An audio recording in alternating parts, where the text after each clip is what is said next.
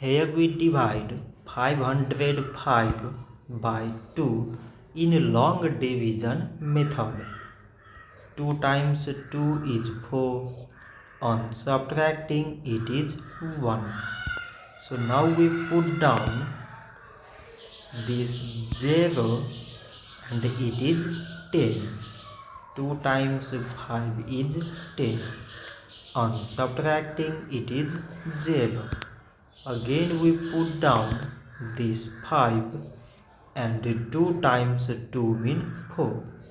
On subtracting it is 1. So this 1 is less than 2 and there is no other numbers to put it there. So we take here decimal so that we put 0. So it is 10 and 2 times 5 is 10. On subtracting it is 0.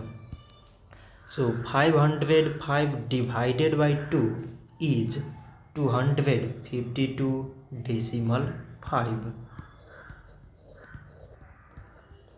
So this much for today and thanks for watching.